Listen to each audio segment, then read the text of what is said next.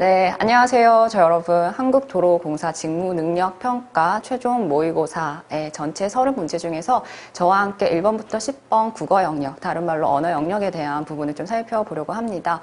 자, 여러분께서 모의고사 강의를 수강하신다고 생각을 하면요. 여러분께서 그동안 공부하신 것을 최종적으로 정리하고 취약했던 점이 없는지 또는 실전 감각을 떨어뜨리지 않기 위해서 이 강의를 수강하시면 좋겠고요.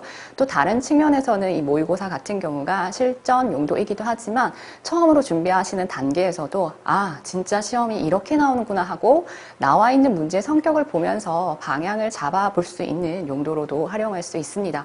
여러분께서 어떤 단계에 속해지든 간에 문제 유형이 이렇구나, 좀 빠르게 접근해야지 라는 식으로 좀 잘 활용하실 수 있으면 좋겠고요. 저는 국어 영역과 관련된 시험이 어떤 시험이든지 간에 저는 두 파트로 이제 영역을 나눕니다. 국어 지식이라는 부분과 국어 능력이라는 부분으로 좀 나눠서 설명을 드리고 싶은데요. 지식이라는 말은 말 그대로 지식적으로 암기하고 있어야 되는 내용이 시험 문제에 나오게 된다는 거죠. 쉽게 말하면 어휘적인 부분입니다. 그 어휘의 뜻을 정확하게 알고 있느냐라는 부분이 지식적인 부분이고요. 그래서 이제 직무능력 평가에서도 국어 지식 유형이 어문 규정이라고 해서 한글 맞춤법과 표준어 규정, 자, 그 다음에 외래어 표기법, 자, 그 다음에 로마자 표기법이 있는데 그 중에서도 맞춤법과 또 종종 외래어 표기법이나 이런 것들이 또 강세를 보이면서 맞춤법에 강세를 두고 반드시 맞춤법 전체적인 내용이랑 띄어쓰기 문제를 좀 단독적으로 이제 나오고 있다는 거 좀 생각해 볼 수 있습니다. 그래서 이 부분은 좀 여력이 되신다면 평소에 좀 어문 규정을 좀 읽어보시면서 좀 숙지를 하셨으면 좋겠지만 그렇게까지 할 여력이 없으시다면 문제에 나와 있는 단어만 이라도 정확하게 어떻게 표기하는 건지 누리킴을 좀 쓰면서 하시면 좋겠습니다. 자, 다음으로 이제 국어 지식 부분이 어휘 부분인데요. 이제 맞춤법이라 뗄 수 없는 부분이긴 하지만 시험에서 좋아하는 어휘는 한자 어휘입니다. 네, 그렇잖아요. 우리 국어 중에서 국어 어휘적인 측면으로 얘기를 하면 순우리말이다, 한자어다, 그다음 외래어다 이렇게 얘기를 하거든요.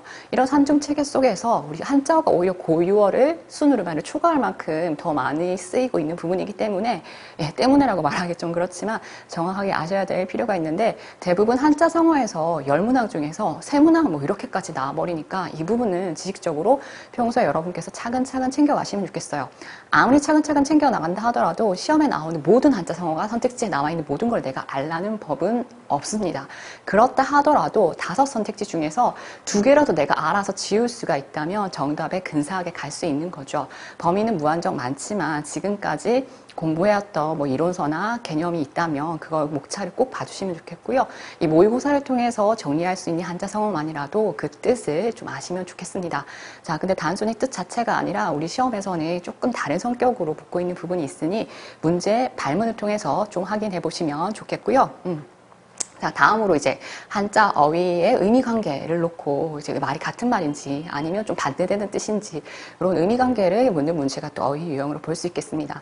자, 그래서 국어 지식 부분이 이렇게 좀 절반 이상, 자, 10문항 중에서 절반 이상을 좀 차지하게 나오고 있고요.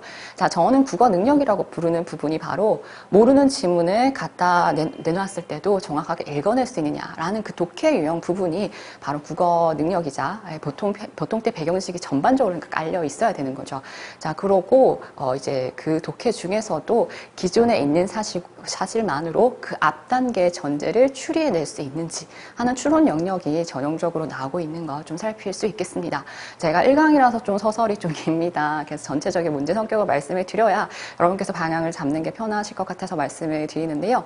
자, 그래서 독해 부분 같은 경우에는 사실 이제 다른 시험이랑 비교했을 때 수능보다는 지문이 훨씬 짧지만 그래도 다른 이제 성인들이 치는 시험들보다는 조금 긴 편이라고 말씀을 드릴 수도 있겠습니다. 특히 또 도로공사이다 보니까 도로와 관련된 교통과 관련된 그런 사회문화적인 요소가 제시문으로 나온다거나 이제 과학 지문이나 뭐 이런 것도 같이 살펴볼 수 있겠는데요.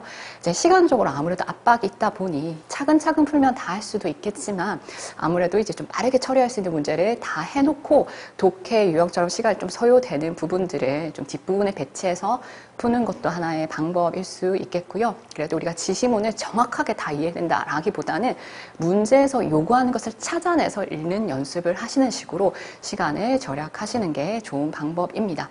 자, 그럼 본격적으로 1번부터 살펴보도록 할게요. 자, 이건 제 이력이니까 참고로 오시고요. 자, 먼저 맞춤법 유형의 띄어쓰기입니다. 이 띄어쓰기 같은 경우에는 이제 단독으로 나와요.